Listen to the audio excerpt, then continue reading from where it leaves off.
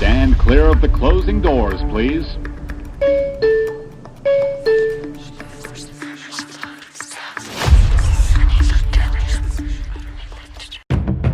Bueno, en realidad Putin ha bombardeado cientos de universidades y por lo menos 2.000 hospitales.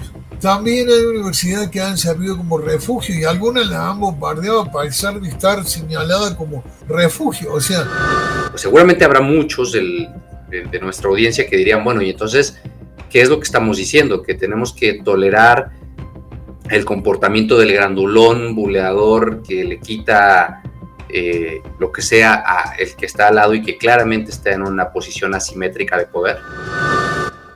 En todo conflicto armado hay mercenarios, pero es grave que haya mercenarios colombianos y mexicanos en ese conflicto, porque entonces ya se vulneró la seguridad interna de nuestro país.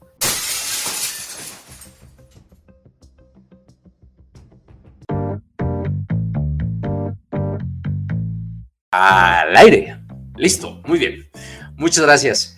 Queridos amigos, nuevamente les saluda La Sombra de este lado. Buenas noches. Estamos muy felices de compartir con ustedes un nuevo episodio en este podcast desde La Sombra, y además es que tenemos invitados de lujazo el día de hoy. El día de hoy tenemos participación de tres exponentes de diferentes aspectos de la política nacional e internacional, y nos acompaña en el estudio esta tarde Marcelo Fabián Monjes, autor, escritor, fotógrafo, ya más mexicano que nada, pero nacido en Argentina, quien está próximo a presentar su tercer libro, la tercera entrega de una saga que nos habla sobre los peligros de una tercera guerra mundial. El peligro de una tercera guerra mundial. Marcelo, bienvenido al estudio. Nos sentimos honradísimos con tu presencia. ¿Cómo estás? bueno, es un honor poder estar en tu programa contigo. Te agradezco muchísimo. Bueno, estoy a la orden, ¿no? Y poder estar también con Omar. Justo, es que ahora les quiero presentar también a nuestro siguiente invitado estrella, Omar Maceda. Omar Maceda Luna, que es un personaje ampliamente reconocido en la política nacional, licenciado en Derecho por la Universidad Autónoma de México, maestro en juicios orales y sistemas acusatorios, maestro en procuración de justicia, candidato a doctor por la UNAM en Derecho Parlamentario, y bueno, con una experiencia larga en distintas instituciones, además de haber sido senador en la legislatura pasada, en el Senado de la República. Ha también trabajado en el Instituto Federal Electoral, en el Servicio de Administración Tributaria y en el Ayuntamiento de Nezahualcóyotl, entre otras muchas actividades como lo es la docencia. Estimado Omar, bienvenido, qué gusto compartir esta tarde contigo. ¿Cómo estás? Al contrario, qué gusto saludarlos, también a toda la audiencia, y pues atento a esta plática que es interesante, todos los puntos de vista que abordaremos seguramente con este libro. A la orden. Pues Marcelo, cuéntanos un poco de qué va este libro, tu más reciente producción. A mí me llama mucho la atención que sea un tema tan vigente hoy a la luz de las elecciones en Estados Unidos, con los resultados que todo el mundo ya conoce, con una condición geopolítica internacional cambiante, muy sensible a distintos movimientos desde las principales potencias, y tú haces un llamado a observar lo que está ocurriendo en Europa, lo que está ocurriendo en Rusia, y a las capacidades que se encuentran debajo de un hormiguero que todavía no alcanzamos a ver muchos de nosotros, y lo más alarmante, que no alcanzan a ver muchos líderes de países desarrollados o de incluso los países metidos en este conflicto Ucrania-Rusia. Cuéntanos. Bueno, mira, es así, tal cual lo dices tú. Lamentablemente hay muchos líderes que no son conscientes de la gravedad de la circunstancia de lo que sucede en la guerra en Ucrania y de cómo se está extendiendo el conflicto, y por eso es un imperativo muy importante la llegada de Donald Trump, que es la única posibilidad visible de que pare la guerra. Este es mi libro número 12, es mi tercer libro sobre la guerra en Ucrania, Y me gusta este libro particularmente porque habla de algo que no habla nadie, de los errores militares de la guerra en Ucrania y de los errores políticos. Eduardo Galeano, el escritor uruguayo, decía una cosa muy buena, a mí me parece muy buena, que decía que si un escritor no puede aportar un punto de vista diferente, no puede aportar nada. Y yo creo que es como un fotógrafo, o sea, un fotógrafo si no es capaz de subirse a un árbol, a un poste de la luz, tirarse al suelo y ofrecer una perspectiva distinta, bueno, va a sacar lo mismo que saca cualquiera en la calle, ¿no? Y en este sentido, este libro me parece que tiene el valor de ponerse a analizar públicamente errores que tal vez lo hagan algunos institutos militares, seguramente alguna agencia de inteligencia, pero no hay nada público sobre eso. El primer error del que yo hablo en el libro, bueno, fue la invasión de Putin, pasar por encima del derecho internacional, creer, el segundo error es otro error de Putin, creer que la invasión iba a durar una semana. Y después viene el primer error de Zelensky, que para mí es un error fatal, que seguramente nunca lo va a asumir, porque si la guerra queda congelada como está, o sea, hoy actualmente hay una propuesta de Trump que dice: yo le voy a quitar la ayuda a Ucrania y voy a proponer que se sienten a negociar y que los territorios, cada uno se quede con el territorio que hoy tiene. Hay una propuesta muy similar de China y de Lula, que hablan de que los frentes de combate queden congelados como están. Ahora, el primer error de Zelensky fue no convocar al principio de la invasión a 1 millón de hombres. Perdida a 500.000. En ese momento de la guerra había enormes filas en Ucrania de voluntarios que querían ir al frente de combate.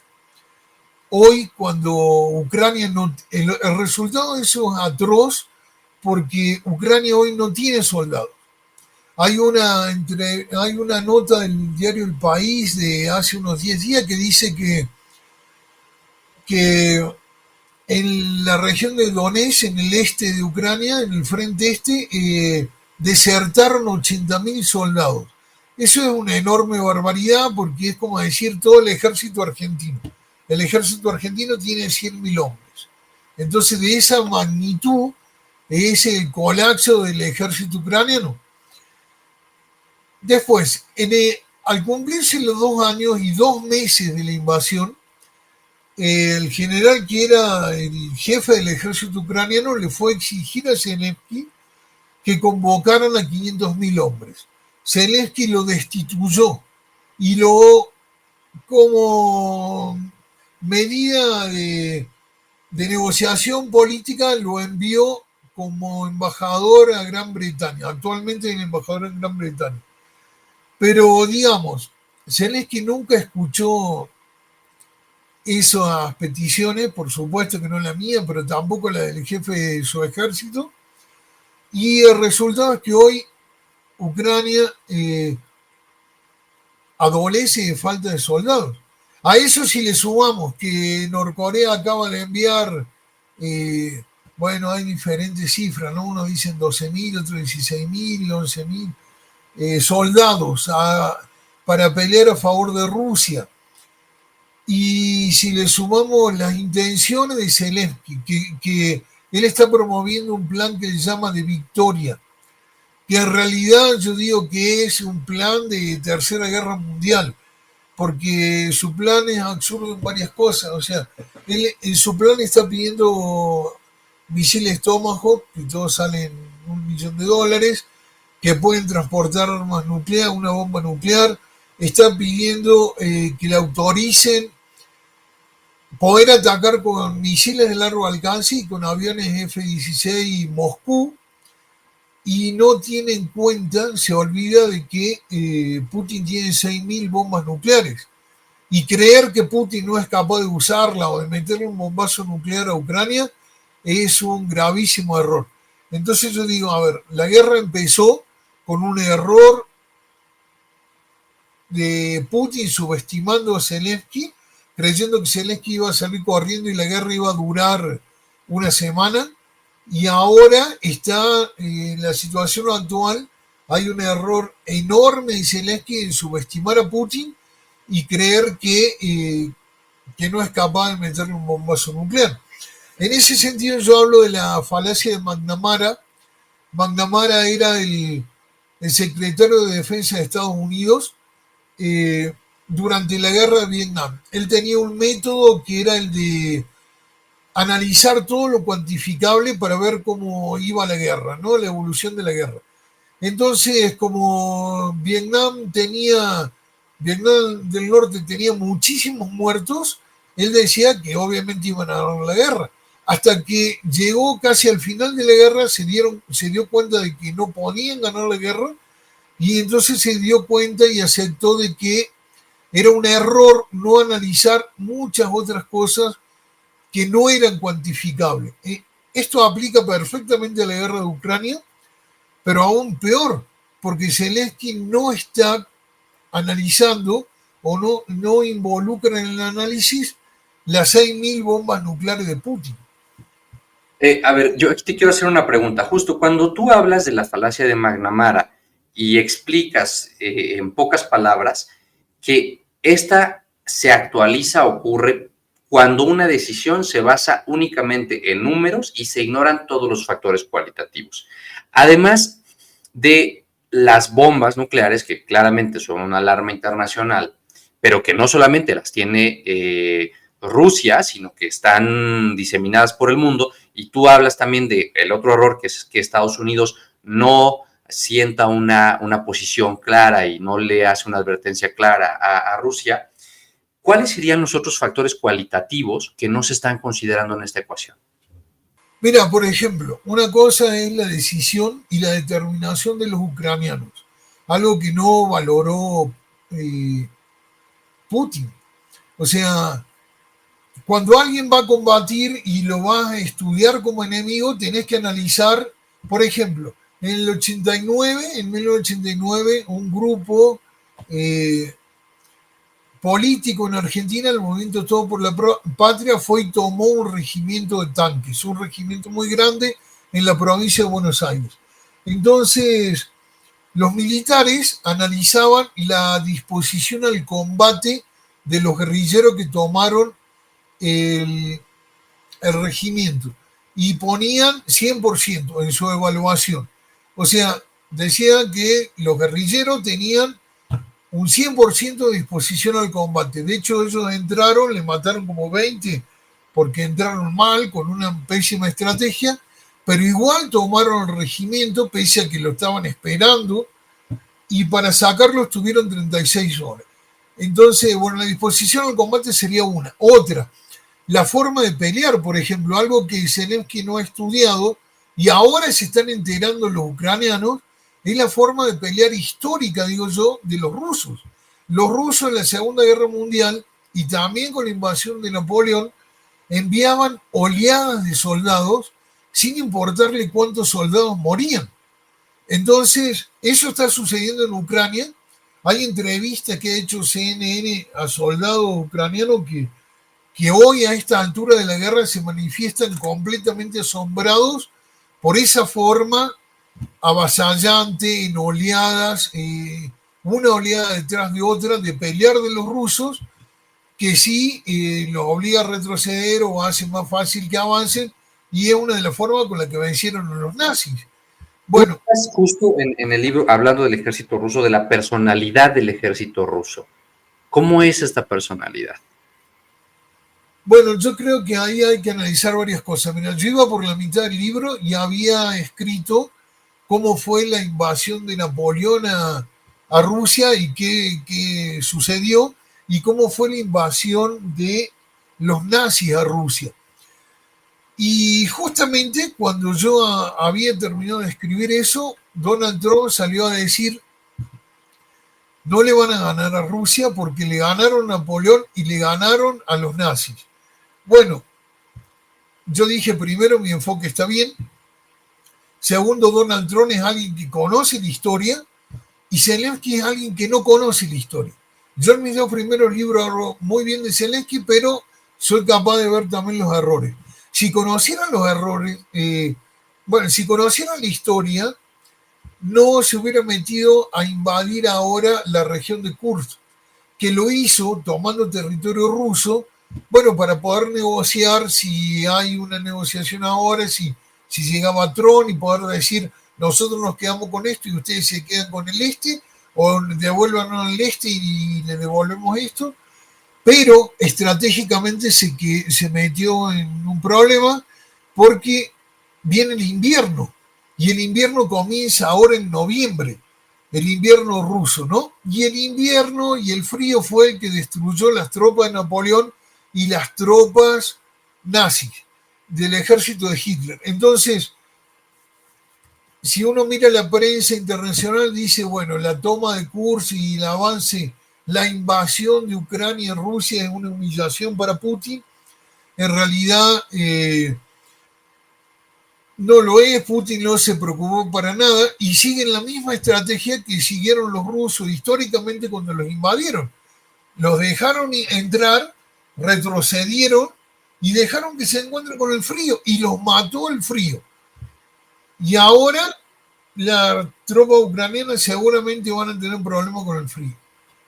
Bueno, pero esas son una de las múltiples estrategias que tú explicas en el libro. A mí me llamó mucho la atención el uso de las universidades y me gustaría que nos cuentes un poco cómo están funcionando o cómo son utilizadas las universidades o cuál es el papel de las universidades en este conflicto. Bueno, en realidad Putin ha bombardeado cientos de universidades y por lo menos 2.000 hospitales. También hay universidades que han servido como refugio y algunas las han bombardeado a pesar de estar señaladas como refugio. O sea, no porque sí está visto como un criminal de guerra, ¿no? Incluso eso es un debate interesante porque una ucraniana que ha estado en las presentaciones de los otros libros míos, Ilona, me cuestionaba con fundamento, es una mujer valiente, dura, me decía, bueno, entonces, ¿qué? ¿Hay que perdonar los crímenes?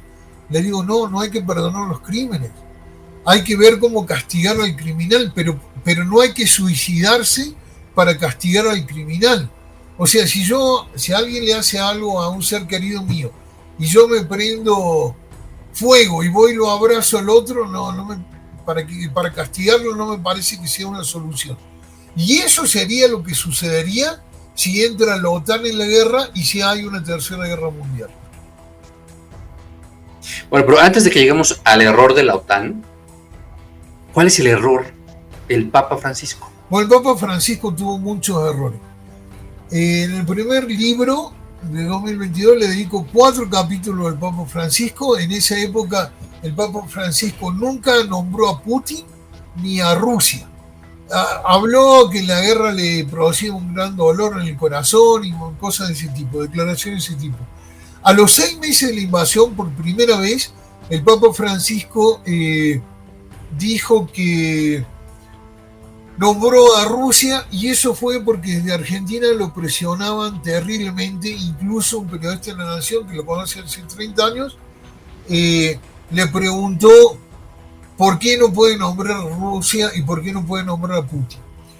El último error del Papa Francisco, en realidad yo creo que es algo bueno, porque dijo, cuando alguien ve que no puede, que se tendrá que dejar de joder, dijo esa palabra en argentino, dijo, entonces tendría que levantar la bandera blanca y negociar. El error podría haber sido nombrar la bandera blanca, porque alude a la rendición y los ucranianos se enojaron, el gobierno de Zelensky contestó muy fuerte y tuvo una respuesta que muestra que ellos quieren destruir a Putin de todas formas, algo que puede hacer que se lleven a la humanidad entera entre los pies. Pero el Papa Francisco no llegó a decir eso de la nada. Llegó a decir eso después de haber tratado durante 2 años de mediar entre Rusia y Ucrania, extraoficialmente mandando un montón de delegaciones y a obispo importante del Vaticano, y se encontró siempre con una posición muy rígida, sobre todo de Zelensky, donde decía, Zelensky siempre sostuvo que si no se van las tropas rusas de Ucrania, no, no va a negociar nada. Y eso no va a suceder, eso es como decir, voy a negociar si te rindes. Digamos, es un absurdo, ¿no? Ahora me gustaría un poco, Omar, porque... Omar, ¿cuál es tu percepción de todo esto? ¿Qué opinión tienes del análisis que Marcelo hace? Porque pues seguramente habrá muchos de nuestra audiencia que dirían, bueno, y entonces, ¿qué es lo que estamos diciendo? Que tenemos que tolerar el comportamiento del grandulón buleador que le quita lo que sea a el que está al lado y que claramente está en una posición asimétrica de poder. Bueno, pues primeramente es un análisis congruente porque hay sesgos en otras publicaciones, ¿no? Tanto de estar del lado de Ucrania como de Rusia. Y en este tercer libro, pues finalmente se ponderan las dos posiciones y se señalan no solo los errores de los principales actores, que son los líderes de Ucrania y Rusia, sino también los terceros, el mismo Papa Francisco, que puede tener influencia en la parte occidental que también nos corresponde. Se ha minimizado y esto es bueno que se toque en el libro, porque en el internet, pues bueno, vemos imágenes realmente apocalípticas, cadáveres que están regados por los campos y las ciudades. Es una situación muy, muy difícil, aunque son flashes a veces en algunos noticieros, pero finalmente tiene una consecuencia muy complicada. México lo vemos muy lejano, pero hay que recordar que en los anteriores conflictos, no solo en las guerras mundiales, sino también en los diversos conflictos en los que los sectores orientales y occidentales llegan a tener esta injerencia, pues también repercute en nuestro país, tiene consecuencias económicas, sociales, y también hay el antecedente, que me corrija Marcelo, de que hay mercenarios colombianos, sudamericanos, y me parece que hubo un grupo de mexicanos que también anduvo por ahí en Ucrania ante esta falta de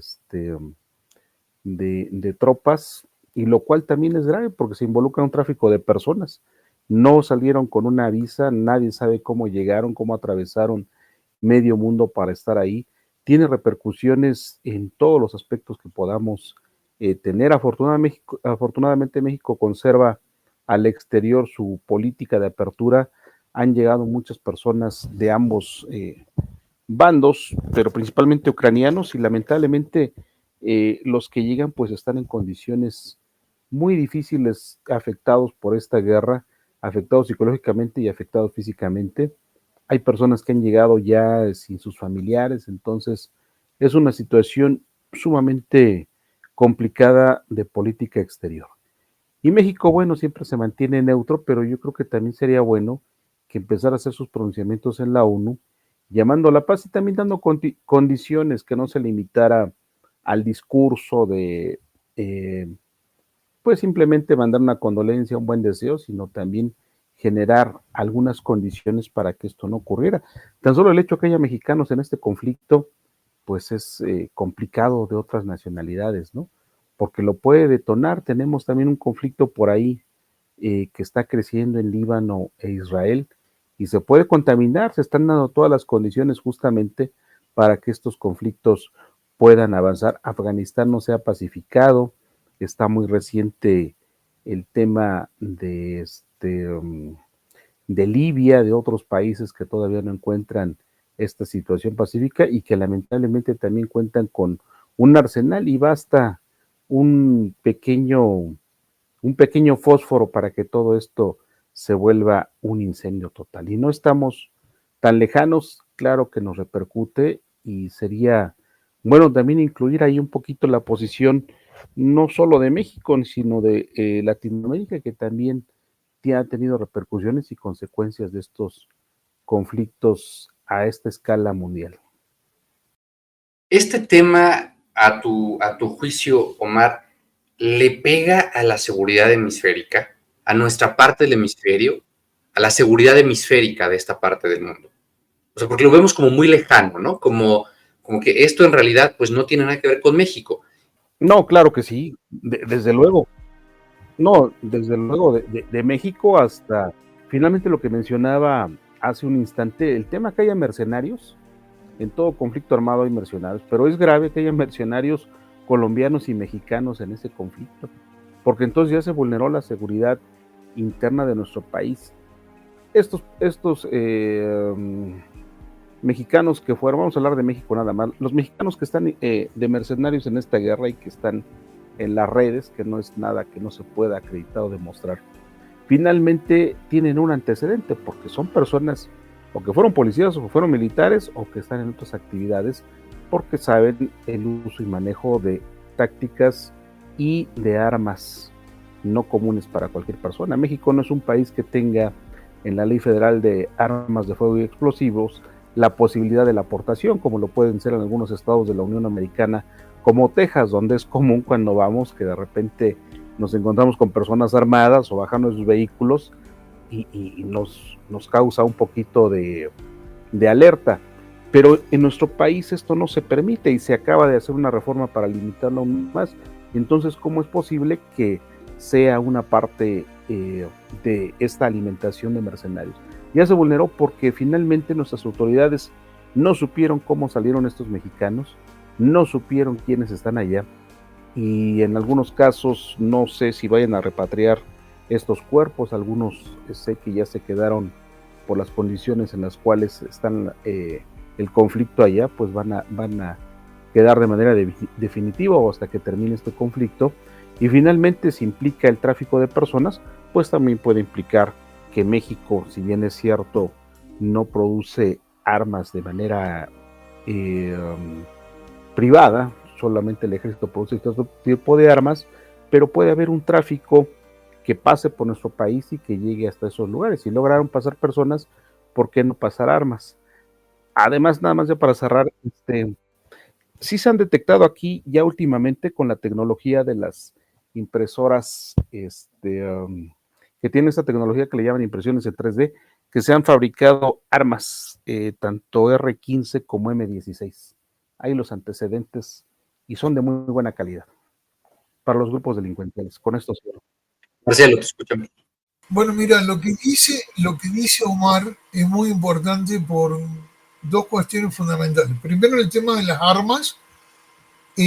Yo cito casos de corrupción en el libro, en la guerra de Ucrania, donde armas que le ha dado la OTAN a Ucrania han aparecido en España, por ejemplo, y con esas armas han matado policías de la Guardia Nacional Española.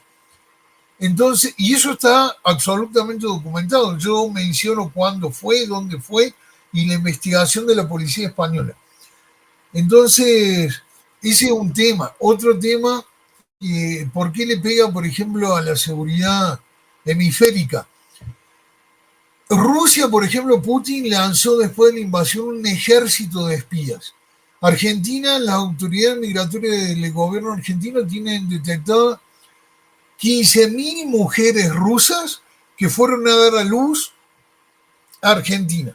Eso es una estrategia que ya usaron los rusos y la KGB en la década del 50 en Estados Unidos para tratar de tener hijos con otra nacionalidad y que puedan ser espías.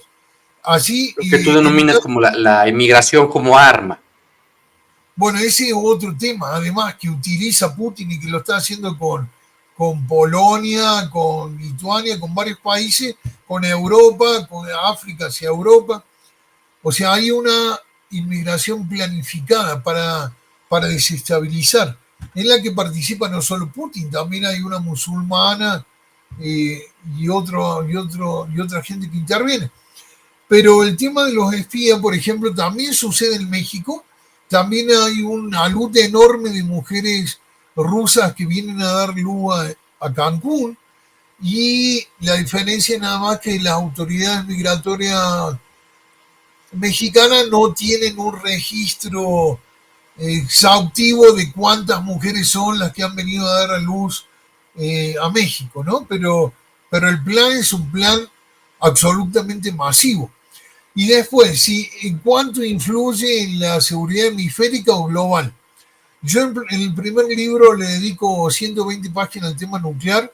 Hablo de qué países tienen, nombro casi todos los países que tienen refugios nucleares y qué porcentaje para sus gobernantes.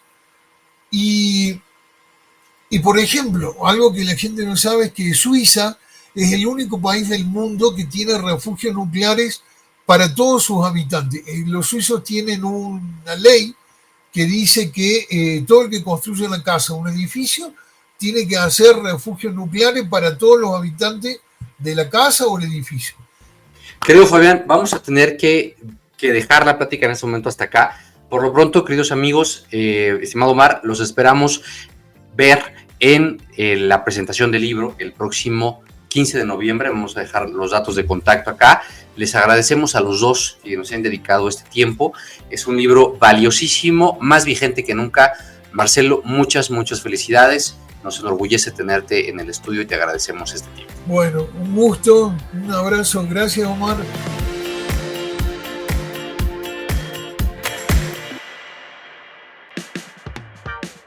Esto fue ANCOP Radio, un podcast de la Asociación Norteamericana de Comunicación y Publicidad. Síguenos para más contenido. No olvides compartirnos en tus redes sociales. Esto fue todo por hoy. Hasta la próxima.